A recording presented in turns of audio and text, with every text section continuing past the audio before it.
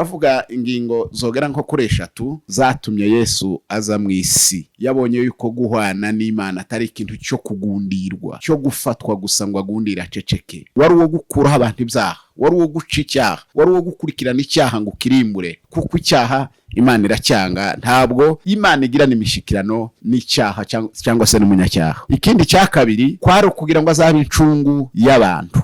Bibiliya iravuga ngo hagombaga kuba umuntu wo mu muryango, muri famiye yabo, ngo akagomba kumucungura. Yagombaga gushaka ngo umuntu w'umutunzi ushoboye kwishura amakosa yakozwe, ngo yagombaga kuba ari umuntu ubikorana ubushake n'urukundo kubwo gucungura wa muntu. Ubutunzi bwe bwinshi nibwo yaduhaye kugira ngo atugire abakire, aduhe ubutunzi bwe natwe tumuhe ubukene bwacu. Nico twaguranye. Tweretse Imana, atwereka imbabazi z'Imana, atubwira urukundo rw'Imana. Yaje kutwunga n'Imana, yagaruye ubumwe, yagaruye ubusabane, yagaruye ibyishimo tutagiraga, yagaruye ibyishimo twari twaratakaje, yagaruye umunezero tutagiraga. Usenga everyday umurongo hamwe ukuri utugunyuraho ijambo ry'Imana. Senga usanesha Witeka umva gusenga kwanje, gutaka kwanje kukugereho, gusenga kwanje gushima imbere yawe kumubavu, no kumanika amaboko yanje kube nk'igitambo cya nimugoroba. Reka ngusuhuze inshuti ya Gusenga Everyday, nizere ko mumeze neza mu musumo kumaraje Imana kiza Edouard abari mu Rwanda, Shalom abari mu Burundi, Shalom abari mu Afrika, mwese mwumva ikirundi n'ikinyarwanda n'ikinyamurenge n'ikinyabwisha. Shalom turakunda, ni Gusenga Everyday, ni gusenga buri munsi. Nusenga uzanesha, ariko no gusenga uzaneshwa. Senga kuko muri kamera za Gusenga Everyday turi kumwe na Pastor Muraho. Mu makuru yanyu? Amakuru ni meza cyane. Turashima umwana. Mwatangira musuhuza abantu munasenga Imana. Yego, muraho mwese neza, abadukurikira nabo nabagerageza kutubona. Tubifurije umwaka mushya muhire wa 2026. Dushima Imana yaturinze mu minsi yose itambutse. Simiki ni myinshi cyane, iminsi 365 n'umunsi umwe yo tubijije icyuya uratunanira, uratugora, ariko 365 ishize tuze tubishimira Imana. Imana yaraturinze kandi yarakoze cyane. Ndagira ngo ikiganiro cyacu turaganira ubutumwa bwiza ko turasoma mu butumwa bwiza uko bwanditswe na Matayo, ibice ni 1 no ku murongo wa 23. Ubutumwa bwiza uko bwanditswe na Matayo, igice cya mbere umurongo wa 23. Haravuga ngo dore umwari azasama inda kandi azabyara umuhungu, azitwa Emmanuel. Risobanurwa ngo Imana iri kumwe natwe. Naho turi buganire. Yesu yaravutse, ntagisubiye kuvuka, yavutse rimwe nk'abandi, ariko avuka mu buryo butandukanye n'ubw'abandi. Ni igitangaza, kuko niko Bibiliya ivuga ngo azitwa igitangaza. Yabaye igitangaza nyine no mwivuka, yavutse mu bitangaza, yavukanye ibitangaza, abigitangaza kugeza amagingo yaracyatangaza abantu. Noheri ni ijambo rivugwa n'abantu, ariko ntaho twaribona ryanditse muri Bibiliya. Ni ijambo ryanditswe mu Kilatini risobanura ngo Natalis, ni umunsi w'amavuko, ni umunsi abandi bawita ngo ni umunsi w'abana. Kandi ibintu byose bigenda bigira iminsi mikuru yabyo yo kwizihirizwa. Hari iminsi y'amashamba, hari iminsi y'abana n'ubumuga, hari iminsi y'abagore, hari iminsi ibintu bigiye bitandukana, y'intwari, ibyo bibaho. Ariko Natalis ni umunsi wa mavuko y'abantu abari bo bose. Niyo Noheri, ariko Noheri ntaho twayibona n'ukuri yanditse muri Bibiliya. Nuko niko iri jambo risobanuye. Noheri ni Natalis, umunsi w'amavuko cyangwa se umunsi wo kwibuka kuvuka. Kandi buri wese arawugira. Kuvuka cyangwa se kwa Yesu ni gahunda y'Imana, ni umugambi w'Imana yari yaragambiriye kuva kera kose. Umuntu amaze kwirukanwa muri Edeni yarakoze yanyuranije n'itegeko ry'Imana yari yaramuhaye, yaramwirukanye, ariko Imana itegura gahunda yo kuzongera kumugarura no kumwiyegereza. Kandi umuntu amaze kuvanwa muri Edeni yararongotanye agera kure cyane. Imana rero ibikora kubwo gusubira kumugarura ngo mwiyegereze. Tuza tubisoma ngo bakiri muri Edeni yarabahamagaye ngo ibaga inyamaswa ibambika uruhu, bamaze kubona ko bambukiwe ibambika uruhu, barakunda baregerana barashikirana, ariko nanone bahabwa itegeko ryo kudasubira muri Edeni. Imana rero itegura gahunda yo kuzasubira kwegera umuntu, kuko iyo tubisoma yahamagaye Adamu na Eva, bahamagara n'inzoka, bija muri interrogatoire, buri cyose kikisobanura. Ariko abwira inzoka, arayibwira ngo mu rubyaro rw'uyu mugore hazavamo umuntu uzaguhonda umutwe, kandi nawe ngo ukamurya ku gatsintsino. Ibyo nanone byari itegeko ry'Imana. Turavuga ingingo zogera nko kuri 3, ni nyinshi cyane, ariko turavuga 3 gusa zatumye Yesu aza mu isi. Icyazanye Yesu kuvukira mu isi, Bibiliya izivuga ngo yabonye yuko guhwana n'Imana atari ikintu cyo kugundirwa, cyo gufatwa gusa ngo agundira ceceke, ariko ngo Bibiliya zitubwira ngo yemeye kwisiga ubusa, yemera kwiyambika ubusa, yemera kwivana mu bintu, yemera kwivana mu cyubahiro, yemera kwivana mu bwiza, ngo araganduka, aramanuka, asa n'abantu, ayambara umubiri nk'uw'abantu, avuka nk'abantu, abyarwa n'umugore, atwarwa n'amategeko. Yesu avuka yararize nk'abandi bose bavuka. Yesu yariwe n'inzara, Yesu yanzwe n'abantu, Yesu yakoze imirimo ivunanye, Yesu yabaye umuntu ku bwacu. Bibiliya ikavuga ngo yaragandutse, ngo agera hasi, asa aresha ngo n'umugaragu uri hasi w'imbata, kugira ngo akunde abantu kwasa n'abantu, acungura abantu. Bibiliya ikavuga ngo umugambi wa mbere watumye Yesu aza ku isi wari uwo ngo gukiza abantu ibyaha byabo. Niko Bibiliya itubwira iyo tubisoma, ngo niwe uzakuraho abantu be ibyaha byabo. Wari uwo gukuraho abantu ibyaha, wari uwo guca icyaha, wari uwo gukurikirana icyaha ngo kirimbure, kuko icyaha Imana iracyanga. Ntabwo Imana igirana imishikirano n'icyaha cyangwa se n'umunyacyaha. Bibiliya iratubwira ngo kwari ugukuraho ibyaha by'abantu, kwari ukugira ngo ababarire abantu, yongera agarura abantu mu bumwe bwe, mu busabane bwe n'Imana. Ikindi cya kabiri, kwari ukugira ngo azabe incungu y'abantu, abe incungu, acungura abantu, agura abantu. Niko Bibiliya ivuga ngo abe igitambo cy'abantu, yitambirira ibyaha twakoze, dukora ibyaha nawe atubera igitambo cyo gupfa mu mwanya twari gufamo. Kuko itegeko riravuga ngo umuntu wese wakoze icyaha agomba gupfa, aterwa amabuye. Kandi niryo ryari itegeko rya Mose, ukoze icyaha wese ashirwe ku karubanda, aterwa amabuye.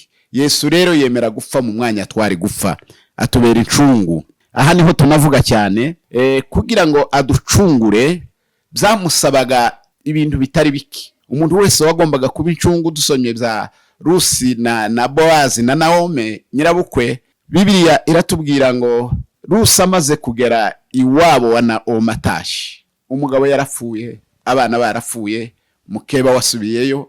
Bibiliya iratubwira ngo yaragiye ngo ashitse Boazi kugira ngo agaruke azamubyarira mucungure, amuvane mu buretwa, mu bukene bari barimo, kuko ibindi bintu byose bari barabiriye barabimaze cyangwa se barabigwatirije.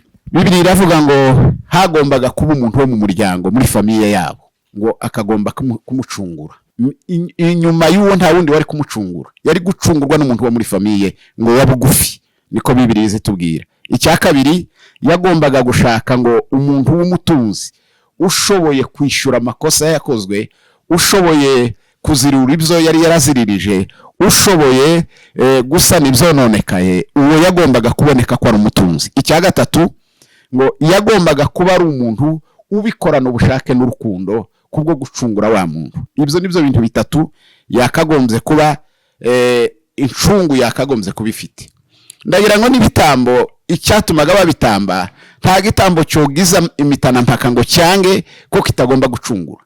Cyafatwaga kigashorerwa kikajanwa bakakibaga nta yandi mahana yari yose, kuko nubwo cyotaka ntibokireka kuko cyari kije gucungura. Yesu rero yagombaga gucungura abantu, abanyabyaha. Kuducungura, kutugura byasabaga urupfu, kuko Bibiliya niko izitubwira, yapfuye mu cyimbo cyacu. Umuririmbyi niko azaririmba, azavuga ngo maze ibindusha byose ndabimukorera. Nta wundi utari Yesu ngo babyihanganira. Niwe wakwihanganira ibyaha by'abari mu isi, niwe wenyine wakwemera kugura isi akayigarurira Imana. Aravuka, abyarwa n'umugore, yambara umubiri, dusa ku mubiri, dusa ku maraso, no kubana no kubyarwa n'umugore. Buri muntu wese uhari yabyawe n'umugore, nta wavuga ngo ntiyavutse atabyawe n'umugore. Yesu rero yemera kubyarwa n'umugore, atwarwa n'amategeko, yambara amaraso n'umubiri, yemera kwambara umubiri ufafana, umubiri uribwa, umubabaro utinya urupfu, umubiri upfa. Ibyo arabyambara, ibyo turabihuje. Nicyo gituma ari mwene wacu wa bugufi ku mubiri, nicyo gituma ari mwene wacu kuko yambaye umubiri, nicyo gituma ari mwene wacu kuko ava amaraso, nicyo gituma Bibiliya ivuga ngo yemeye gusa natwe aba incungu ya bugufi. Icya kabiri, yagombaga kuba ngo ari umuntu w'umutunzi ushoboye kwishura amakosa yakozwe, ushoboye kwishyurira ibyononekaye, ushoboye kugarura ibyazimiye. Ibi Yesu yari abifite, kuko ngo ubutunzi bwe bwinshi nibwo yaduhaye kugira ngo atugire abakire, aduhe ubutunzi bwe natwe tumuhe ubukene bwacu. Nicyo twaguranye ubutunzi bwe n'ubukene bwacu. Yemera kutugira abatunzi, niko Bibiliya izitubwira, turakungahara muri Kristo Yesu. Umuririmbyi azaririmba akavuga ngo yarandaritse mu birori bye ngo dusangire, yarandaritse mu munsi mukuru we ngo dusangire ibyiza afite, ngo maze kugeramo nkareba ibyo yatunganije kubera nje, ngo ndanyurwa ndamuhimbaza, ngo sinabasha kuvuga ibyo yankoreye. Nta wavuga ibyo Yesu yamukoreye. Iyo umuntu akize, avuye habi akagera heza mushize, haba heza kandi hakatunyura cyane. Aba atanga ubutunzi bwe ku bukene bwacu. Yatanze ubugingo, aduha ubugingo bwe, aduha umwanya we, aduha kuba incungu yacu. Turakunda, turidagadura. Bibiliya niko izitubwira, izivuga ngo, yaravuze ngo niba koko ari nje mushaka umunsi bamufataga, yaravuze ngo nimureka babagenda, ariko njyewe mwemere munjane, kuko nemeye kwitanga ku bwabo.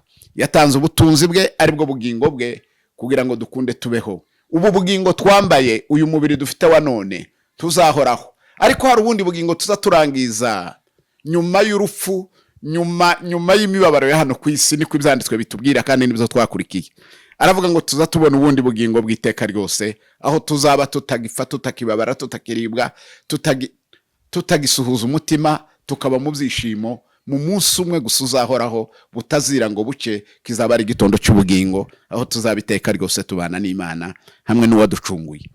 Ikindi cya gatatu twari dusomye tuvuga ngo uwagombaga gucungura umuntu yagombaga kuba ngo afite ubushake, akagira ubushake, akitanga ku bushake, adafashwe ku gahato, adafashwe ngo ajane byanga byakunda. N'ukwijana wenyine, n'ugushorerwa wenyine, akagenza ye maguru, akagera aho agomba gucungura, akemera, agatanga ubugingo, agacungura uwo yari gucungura, nawe akarekurwa akagenda. Hari umuririmbyi w'102 azarimba akavuga ngo, njyewe nari imbata yampaye umudendezo, njyewe nari intumbi aranzura.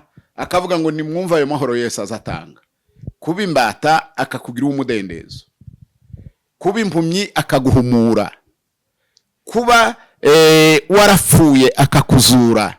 Uko niko ajagira, nubwo nibwo bugingo azatanga, akabutanga ku bushake. Hari aho yanditse aravuga ngo igituma data nkunda, ngo nuko nza ntanga ubugingo bwanje ku bushake, ngo nkongera nkabusubirana. Icyo ni ikintu cy'ingenzi. Yaduhaye ubugingo bwe, arabusubirana muri twebwe. Iyo tuhari, tuba tugaragaza urukundo rw'Imana, nuko Imana yatugize, nuko Imana yaduhinduye, nuko Imana idukunda, bigaragarira hagati muri twebwe. Akabutanga ku bushake, adahatwa, kandi ngo akabutanga ku rukundo. Bibiliya niko izivuga muri Yohana igice cya 1 umurongo wa 10, aravuga ngo yaje mubi ngo ariko abe ntibamumenya, yaje mubsi ngo ariko ntibabyakira. Ibyo yari atuzaniye yatugemuriye ni bake babyemera, ni bake babifite, ni bake babigendana, ariko abandi barabyanga. Hari ngo n'ababyanga ngo bibatera isoni, hari n'ababyanga ngo kuko bibatera icyangiro, ariko twebwe niko gakiza kacu. Tuberwe iyo turi kumwe n'Imana, tuberwe iyo tugendana nawe, twumva dushize irungu, twumva dushize ubwoba, twumva dushize ipfunwe iyo turi kumwe na Yesu. Ikindi cyamuzanye cya gatatu ngo yaje kuduhuza n'Imana. Twebwe abari kure yayo araduhamagara ngo aduhamagaze urukundo. Hari umuririmbyi n'ubundi uzuririmba mu gushimisha azavuga ngo kandi ibyaha byacu byari bikabije, byari byinshi, byari byo kutwica, ariko aravuga ngo Yesu yatewe n'urukundo. Iyo ni intambara ikomeye cyane, yashamburiwe n'urukundo. Urukundo rwamugiye mwaradukunda ngo atagize ikintu aduca, atari imvugo nziza, atari imirimo myiza, atari ibindi bintu. Hari n'abagerageza ngo gutura bagatura byinshi ngo ahari wenda ibyo si by'Imana ireba. Ntireba amafaranga yawe, ntireba akazi kawe, ntireba icyubahiro cyawe, ntireba poste iyo ari yo yose ufite. Icyo Imana ireba, ireba umutima uyikunda, ireba umutima uyumvira, ireba umutima uyubaha, ireba umutima wanyuzwe no kumukunda no kumukurikira. Uyu muririmbyi rero yaravuze ngo ibyaha byacu byari bikabije ngo Yesu aterwa n'urukundo, aterwa n'urukundo, ashamburirwa n'urukundo ngo abarirwo rumujyamo ruramushegesha. Aravuga ngo ngomba gucungura, ngomba gupfa kugira ngo bariya babeho, ngomba gutanga ubugingo bwanje kabuhereza bariya nabo bakabubamo, bakabwumva, bakabusogongera. Yaraduhaye. Hari ijambo yavuze ngo ni yanditse muri Yohana 6:53 ndagira ngo haravuga ngo uwumva aya magambo yanje ngo akarya umubiri wanje ngo akanywa n'amaraso yanje ngo nanje nzamuzura ku munsi w'imperuka. Ubu bugingo dufite sibwo tuzaragwa. Imana izaduha ubundi ubwo twumvise tukanamenya tukanamukurikira, izaduha ubundi bugingo burutubu kandi tuzabamo. Ubu turabugundira kuko aribwo tuzi, ariko inyuma yabwo hari ubundi bugingo bwiza buzima Yesu yaduhaye kandi Imana yaduhaye kandi buduhera mu mwana wayo. Bibiliya iravuga ngo aje ngo kutwereka Imana. Filipo yigera kumubwira ngo abasezeraho, aramubwira ngo twereke data wa twese, ibyo byonyine bizaba bihagije. Aramubwira ngo Filipo, kuva twabana iminsi tumaranye n'ubu nturamenya. Yaramubwiye ngo mbonye ababonye data, kandi yaramaze kubabwira ngo ninje nzira n'ukuri n'ubugingo ntawujya kwa data ntamujyanye. Ariko aravuga ngo twereke data wa twese, aravuga ngo umubonye ababonye isi. Ubu rero twamaze kubona Yesu, kandi ni ngombwa ngo tumukurikire. Ni ngombwa ngo niba waramubonye ntugatezure, ntugasubira inyuma, ntukamutera ibitugu, uzumuhanga amaso. Umuririmbyi nuko azarimba akavuga ngo aje arinda uwamutumbiriye ku manywa na nijoro. Tumuhanga amaso. Ni umugabo mwiza wo kurebwa, ni umugabo ugira ishusho nziza, ni umugabo ugira imvugo nziza, ni umugabo ugira umutima mwiza, ni umugabo watubereye inshuti utazutuzinukwa, ni umugabo utazudushyurira, ni umugabo utazutumenera amabanga. Iyo tumugize inshuti ibanga ryoma rigumaho. Iyo ugize ubushuti n'umunyamubiri, iyo mubaye umunsi umwe mukabushanya cyangwa se mukanatandukana, asigara kumenera amabanga. Ariko uyuwe iryo yakubwiye n'iryo yamubwiye ntuzaryumva n'ubundi, keretse ni umugabo mwiza wo kubana nawe. Yatweretse Imana, atwereka imbabazi z'Imana, atubwira urukundo rw'Imana. Umuririmbyi azaririmba 149 igitero cya nyuma azavuga ngo uko ikunda umwana wayo ngo nanje niko yankunze, nubwo ntari nkwiriye, ndetse ngo nari umugome, nari umwicanyi, nari umugizi wa nabi, nari mubi bikabije, ariko aravuga ngo ariko yampaye Yesu. Kandi aravuga ngo mubo yacunguje amaraso nanje niyumva ko ndimo. Nzaja nduririmba, nzaja nduvuga, nzaza nduvuga mu bantu bose, nzarubwira abantu ababi n'abeza, nzababwira urukundo yankunze ngo ndukwize mu isi yose. Icyo nicyo cya gatatu Yesu yaje gukora. Icya gatatu twavuga ngo yaje gusohoza ubuhanuzi bwose bwari bwaramuvuzeho uhereye kera kose. Kubatambye n'abahanuzi baramuvuze kandi haca igihe kirekire cyane. Imyaka iba miremire, imyaka iba myinshi. Baratubwira ngo imyaka 700 bamuhanura bamuvuga, ariko yaje kuboneka ngo mu mpera z'iminsi ya nyuma aravuga ngo yaje gusohoza ibyari byaramuvuzweho byose, kuzuza ibyanditswe mu isezerano rya kera abonekana mu isezerano rishya ariko tugenderamo kuri none, niko Bibiliya itubwira. Ikindi kandi ngo yaje ari umuhuza w'Imana n'abantu, yaje kutwunga n'Imana, yagaruye ubumwe, yagaruye ubusabane, yagaruye ibyishimo tutagiraga, yagaruye ibyishimo twari twaratakaje, yagaruye umunezero tutagiraga. Umuntu akaba umunyamubabaro, umuntu akaba umunyabibazo, ariko yagira amahirwe yabona Yesu byose akarambika hasi agatega amaboko agahimbaza Imana yo mu ijuru. Niki nicyo tumukundira, yaje kuduhuza n'Imana ngo atuvungurire ku munezero n'ibyishimo agira, kandi icyo cyonyine kirahagije. Hari umuririmbyi uzuririmba akavuga ngo mu ijuru imbere y'Imana mfite umuntu umvugira n'uwo waduhuje n'Imana, ngo ni umukuru w'abatambyi kandi yitwa Rukundo, ngo ndahamya neza yuko izina ryanje riri ku mutima we, ngo bwamvugira nta mwanzi. Ninde wadutandukanya n'urukundo rwa Kristo? Niko Pawulo yanditse.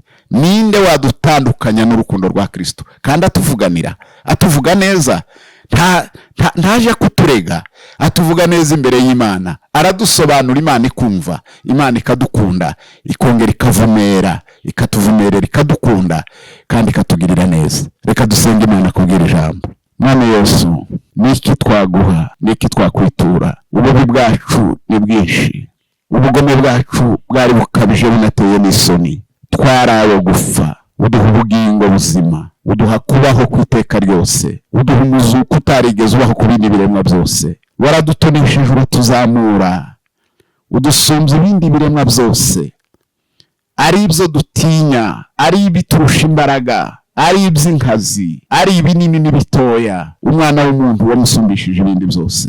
Turagushima ko watugiriye gutyo. Nanone ibyo si ibyo gusa, Bibiliya iravuga ngo washatse kuvuga ngo ubane n'umuntu, wiyegereza umuntu, uwo wavuze ngo reka umureme mu ishusho yawe. Mwami, wemera kutugura, utugura amaraso yawe, utugura ubugingo bwawe, urafurazuka ku bwacu kugira ngo mu gihe kizaza uzatuzure tubane nawe ubuziraherezo. Duhe kukumvira no kugutinya, reka tugendane nawe muri byose, tukubaha, tukubahisha muri ino si y'ibiremwa byose bigutegereje. Turifuza yuko Mwami watwigisha kukubaha no kugutinya, tugendana nawe iteka ryose, kandi tumenya ko watwunze n'Imana, tumenya ko ari wowe watuguze ukatugura ubugingo bwawe, kubwa Yesu Kristo umwami wacu, amen.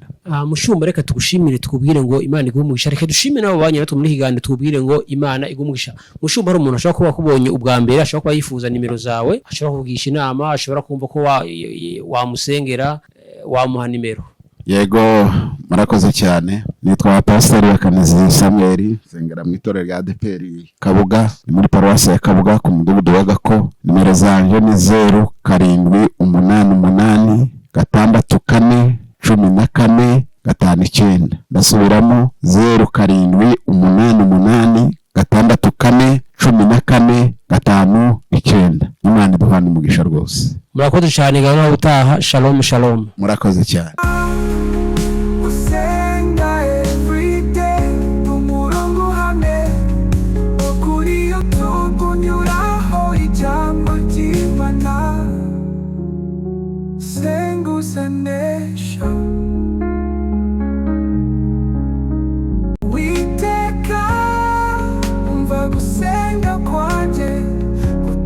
Kwanje kukugereho, gusenga kwanje gushimwa imbere yawe, kumubavu no kumanika amaboko yanje, kube nk'igitambo cya nimugoroba.